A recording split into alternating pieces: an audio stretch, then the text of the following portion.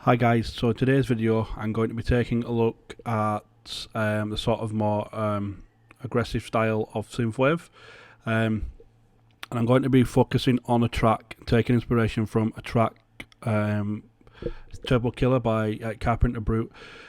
So I'll quickly play through the track and then I'll show you what elements and stuff I've put into the track and how I've mixed it as well.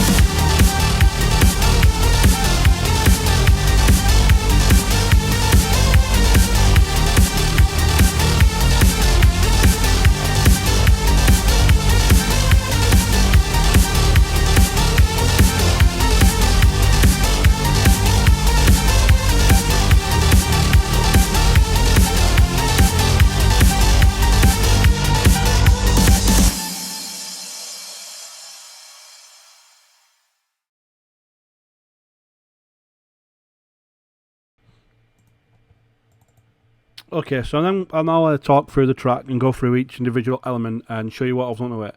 So when I was listening to some of Carpenter stuff, you can tell straight away that it's very aggressive.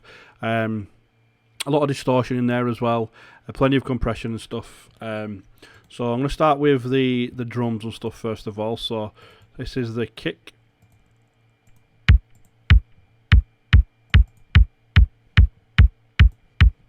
So what we've got on there, we've got a few different things. We've got some EQ on the kick, dipping out a lot of this here because the bass is very aggressive and very distorted. We need to make room for that.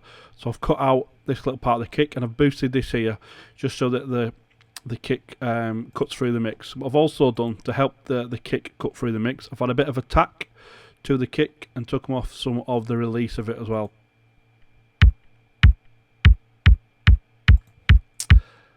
And then we've just stuck a compressor on there just to flatten that sound back out. The kick is very good to start with, so not a lot needs done to the kick. So we just have then some hi-hats.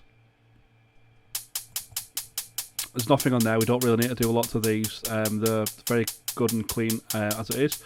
Then the snare. So the snare, I've just got a vintage verb on there, and these are the settings. The snare is actually taken from a dubstep pack, so rather than using like a normal snare and compressing it, and then because that's quite clearly you can tell that the snares and drums are very heavily compressed, and you're looking at 2 or 3 maybe compressors on there and distortion and stuff on there. Once you know, if you're not very technically minded, you're not you know, you're not as good. I mean, no one really is as good as Carpenter, but you can still achieve sort of sounds like that using, you know, getting inspiration from elsewhere, and that's what I've done on this one. So rather than try to emulate one of his snares and compress, because then if you guys grab a sample and you try to do the exact thing what I've done on it, it'll sound completely different, because each individual sound will need to be compressed and EQ'd and, you know, distortion added and all sorts of stuff to it. So rather than go ahead and do all that, I've just gone and got a snare that already sounds like this. This is probably taken from a Vengeance pack, and you can tell it's pretty good to start with.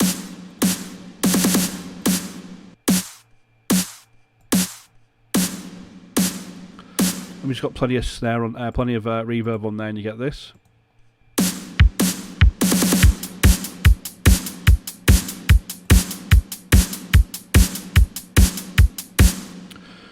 So as you can tell from here, purposely the kick is delayed ever so slightly, and you can hear this on the Carpenter tracks where the kick is either a little tiny bit earlier or a little tiny bit late.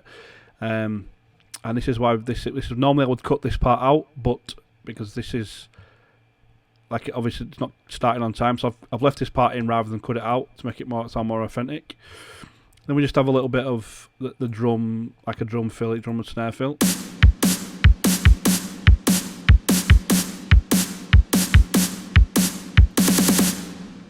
Then we have the opening chords, and the opening chords, I'll get them up for you now. So the opening chords look like this. This is made up of 2 layers. It's made up of an organ, a choir layer.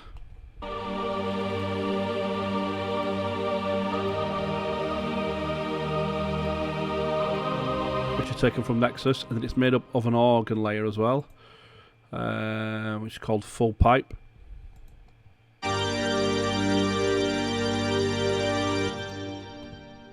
So I've written them both to a channel, and I'll show you what I've got on these.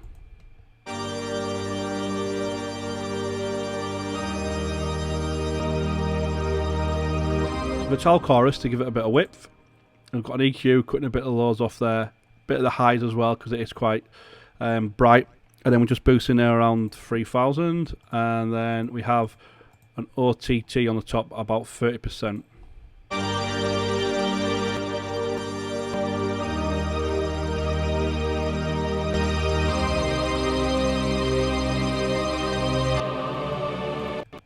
Okay, then at the end, towards the end of this, we have this sort of uprising sort of synth.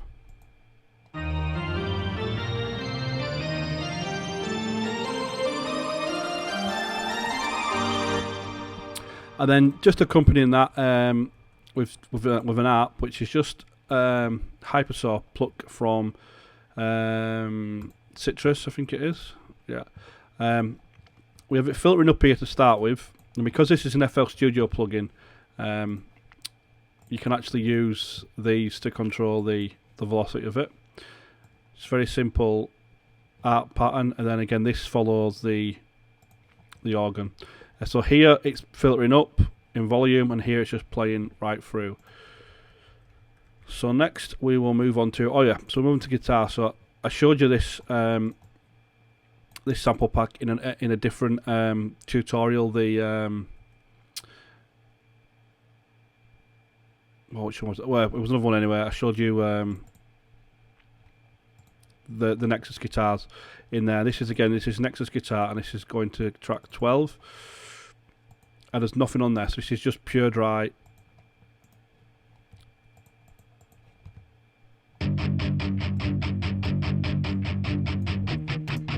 So have it chugging here a little bit, just 2 notes.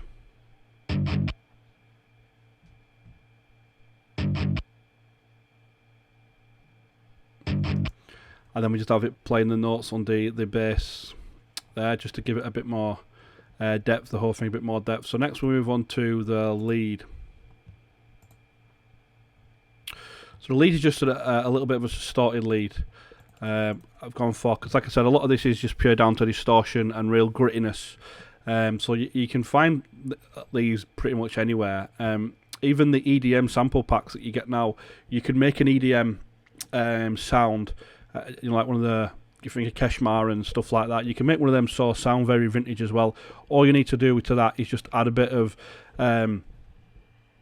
modulation to the actual pitch, and you could make it fluctuate the pitch, makes it sound a little bit older, and it fits into any synthwave track really.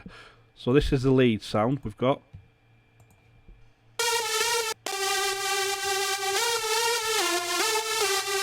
So what we've got on this, we've got a few different things. We've got some EQ, cutting out the lows, boosting around 6.5.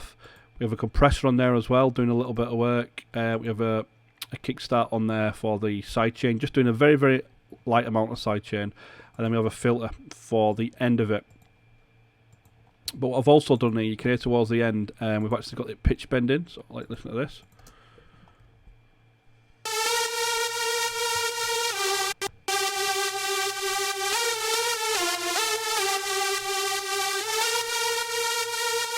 Well, clearly it don't want to work. Oh yeah, it's not even turned on, that's why. How are we going? Pitch bend, there it is.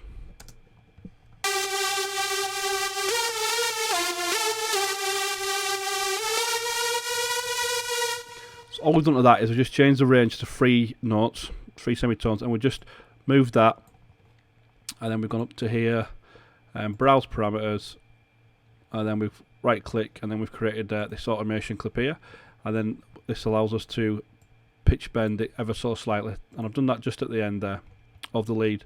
So that's basically the lead. So next we'll move on to the ARP.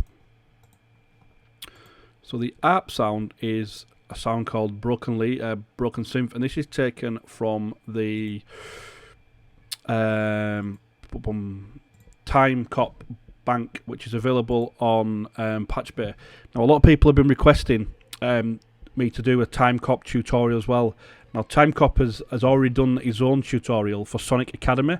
You can check that out on there. I mean, you know, you won't get better than that. I mean, I could do a how to sound like Time Cop, but you won't get better than how to sound like Time Cop when it's Time Cop doing the tutorial. So you can watch that tutorial over on Sonic Academy. And if you wanted some Time Cop sounds, he designed his own bank for the TAL, you know. And this bank is available. There's some really great sounds in there as well. So if I show you this, the pint, so some quite a few sounds there, really, really great sounds. And this is available from the PATCHBAY. Now, if you've not heard of the PATCHBAY, a lot of people know that I do stuff on Producer Box, but I also do stuff on the PATCHBAY as well. And the PATCHBAY it's just another site where you can get sample packs from, and you can get patches and stuff like that from. But it stands out to me more than the rest of them. The simple fact, everything I've uploaded to Producer Box, I've never once spoken to anybody. It's all been fully automated, it's uploaded, and it's never spoken to anybody. But PATCHBAY is completely different from that. I have the guy that owns PATCHBAY is a guy called Gary who makes synthwave himself, and he's very, very much involved in the synthwave community. He's always looking for ideas, he's always very hands-on, he always approaches you, he gives you feedback on the banks that you submit to him, gives you feedback on prices, because again, one of the things we talked about is doing the mini banks. So I've actually got some mini banks on there to help people out. So it's a very good growing community. And I would suggest, I'm going to leave a link in the description for you to go over and check it out. You can register on the site. You can get some free stuff. You can even get the demo of this time cop bank. You can get the demo of that and check out some sounds. And again, if you have any questions, you can email Gary. He'll be more than happy to help. I'm going to be doing a lot more stuff with them in the future. I'm even going to be maybe uploading some of these packs and stuff some of these tutorials that I'm doing to PATCHBAY and stuff like that. And again, the thing about PATCHBAY, it's always expanding. They're always bringing on new stuff. So guys, definitely go check it out. I will tell you, as I'm making these tutorials, I will show you synths, I will show you websites and stuff to go on and check out yourselves. I'll never give you a dodgy website. I'll never do anything for money or anything like that. I mean, I don't even ask for likes on the videos, because if you like it, I don't care if you like it or not. It's not going to stop me making the videos, because people do. I know that people are liking it by the support and stuff that I'm getting. I don't ask for likes. I don't ask for subscriptions. I don't ask for any of that nonsense. You know, the channel will grow by itself. If people want to see more, then they'll come back and they'll hit me up and they'll get involved and stuff. So yeah, definitely go over and check the PATCHBAY out. And again, I'll be doing some more stuff in the future with them. So yeah, this pack is available from there. This is called the Broken Synth. Now, what I've got with this is this is a sign. It's got kickstart on there for sidechain. It's got Pro Cube cutting out a lot of the lows, and then it's just got a compressor on there as well. So this with two apps here. We've got one that just plays this pattern here.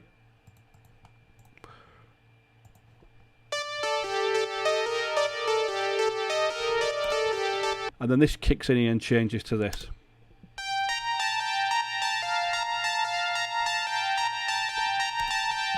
And this kicks in when the bass changes. So I think that's all the synths covered. Yeah, we have some effects down here. They're just a crash and a reverse crash. So now we'll move on to the bass. So obviously this is the main part of the track. This is what stands out so much in these tracks. The leads and stuff like that, they don't really stand out much. I mean, they are well written, and all these tracks are well produced.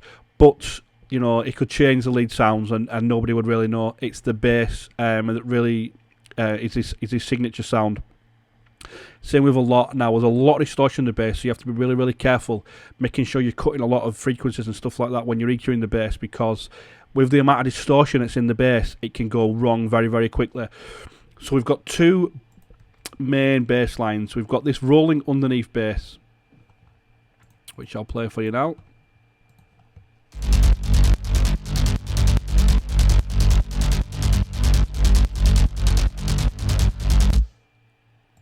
And this is, I think this is Spire. So I will include in the link, in the description, this full FLP. And for people that don't use FL Studio, I will pull out the patches and presets, and I will stick them in a folder so you can load them up into your own Spires and stuff. So on this, what have we got? We've got a sound godizer doing a lot of work there. I know a lot of people don't like the sound godizer, but it's very quick to what it does. It compresses, crunches, and adds a bit more sort of mid and high ends to the bass. So it's very good what it does. It's very quick, and it is cheating, but you know, I don't care. And then we have an LFO tool, which is basically doing the side chaining. As you can see, it's very heavily side chained. And then we move on to the EQ. So, like I said, there's a lot of EQ going in here. We've got a boost towards the low end, because this is going to be the low part of the bass. And around here, around the 430 mark, we've cut quite a big chunk out, and then we've rolled off the high end of the bass as well, because like I said, this is covering the low end of the bass, and this is just a rolling bass. And what we have on top of that is we have another gritty bass.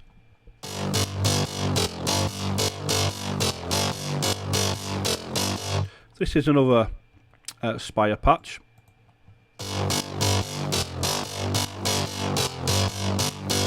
And as you can tell, this is a very wide sounding bass. And what we've got on this is, again, some EQ. So we've cut out all the bottom, because we don't need any of that sub in there. We don't need any of that, because the other bass is doing that. And then we've boosted around 420. So on the other bass, you've noticed we've cut at 430. So we've cut a big chunk out the other bass, and we've boosted this here to make them fit in together.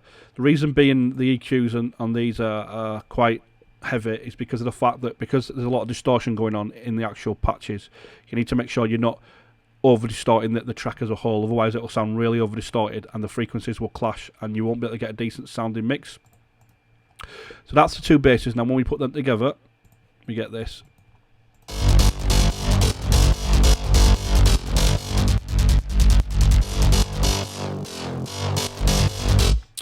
We also have as well is we have a little extra bass, and this was done on, I think this was done on Serum. Yeah, so this is done on Serum. This goes to 13. On this we've just got this compressed quite heavily there, and then EQ. So again, as you can tell, quite a big EQ here. So this is like a bandpass filter. So we've got all the low ends cut out of it. We've got a lot of the highs. We're just aiming for this in between these two here, in between 5.5 and 4.5. That's what we're aiming for, just to give it a little something extra. And with it sounds like this.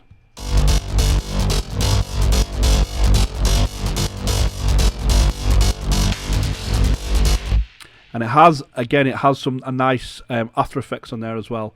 It's got some delay and I think it's got some reverb on there as well, and it's really gives it a nice tail. So when you put this together with the kick and the drums,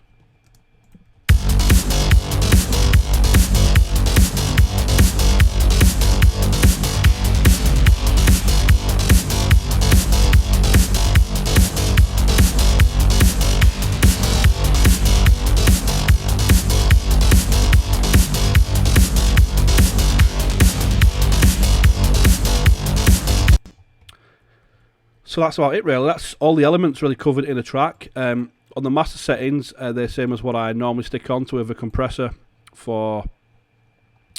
that's not really compressing, all that's doing, we're using that just as a gain, as a volume gain. So we can turn it up and down. We've got an EQ here, cutting out the lows and bottoms here with a little bit of an EQ boosting at 6,500, sorry. We have this EQ, so this is like a stereo, we're using this as a stereo shaper, so we're making all the... We're cutting a stereo field off the low end, so the low end sits in mono nicely. We have an Oxford limiter, doing a bit of limiting there. We have another invisible limiter, doing a little bit more limiting. And then we have an ozone on there as well, which is doing what? So it's doing a little bit of multi-band compressing, and again it's a final limiter. It's better to have 2 or 3 limiters on the track, doing a little tiny bit, than having one limiter do it all.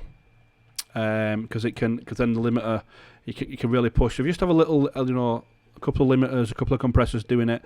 If you ever find that when you're doing a mix and you've got something, you're compressing something really hard, it just doesn't sound right, and you're changing compressors and nothing's happening, try do that. Try add 2 or 3 compressors in and just compress them a little bit at each time with each compressor, and you might sound that the sound is closer to what you want. So then we obviously have this bass change here. That's about it really. It's a very basic track. So this is I took a lot of inspiration from the Turbo Killer. When it comes to synthwave, my favourite type of genre is the Outrun, Miami Nights sort of stuff. I do listen to other types of synthwave, but I'm not as familiar with other types of synthwave. So I've noticed that Carpenter has quite a few different genres of tracks that he makes. This is obviously a quite popular track.